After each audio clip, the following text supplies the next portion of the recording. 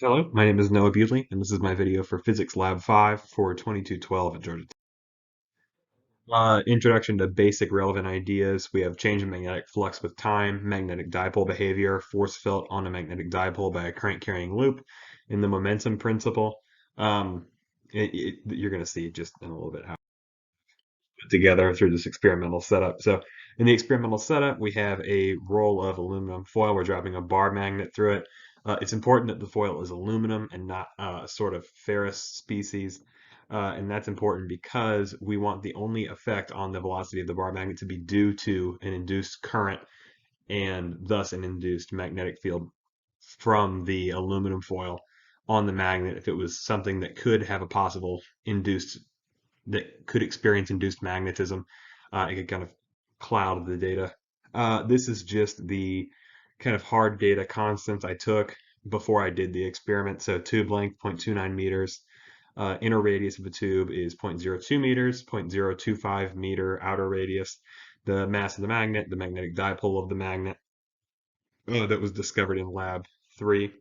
And then I had average tube drop time based on the actual experiments I ran and based on the computational model, and all of those relevant ideas in the introduction. We're going to get this code now. So this is just the initialization of all the constants I just had up there.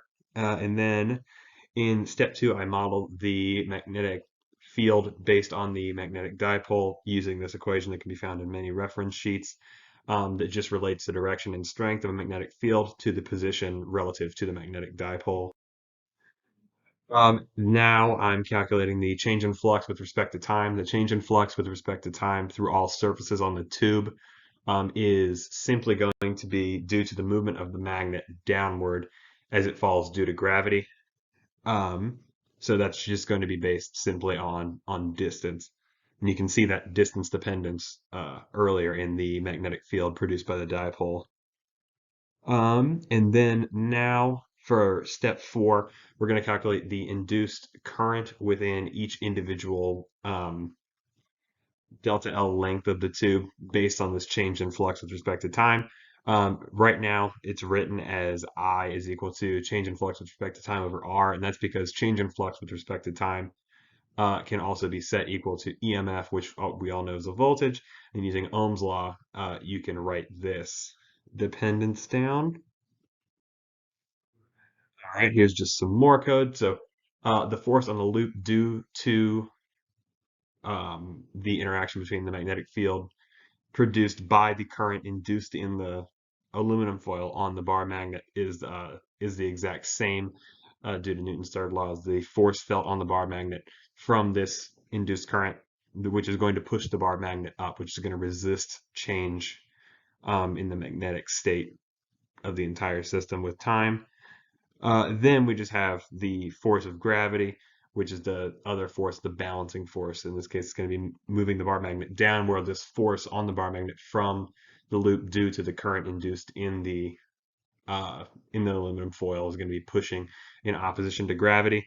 And then we just have the momentum principle applied here, which is just updating velocity and position with respect to changes in the F net, which F net in this case is obviously going to be equal to the force of gravity and then the force on the loop due to this electromagnetism. This is an output of the code. This is just velocity with respect to time. You see in the first little section of this, the velocity is increasing, and this represents the amount of time for which the force of gravity exceeds the force on the bar magnet produced by the induced current in the aluminum foil. And you see for this period of time, it's constant. This is when these forces are equal in magnitude. So it's falling at a constant velocity, and then you can see at the end point here, it just falls out of the tube. So obviously there's no more opposing force for gravity, so it's just going to fall. This is just a little bit of discussion we have here. The intensity of the coloring on the reg tube. And I left this part out, but one of the other function outputs from the code was outputting a tube with red and blue bands indicating current in opposing directions. We found that the red is in the clockwise direction, all of you know because you did this, and you can find this out simply by thinking about the direction the magnetic field produced by that current needs to be in to oppose the falling of the magnet. and using your right hand rule, which it says quite simple. What happens to dynamics if you flip the magnet around? Those red and blue sections are just going to switch. There are red and blue sections because they need to be going in opposite directions based on which end of the magnet they're on to oppose motion. So if you flip the magnet around, they would just flip colors. The currents would go in opposing directions. Um, has the real world system compared to the computational model?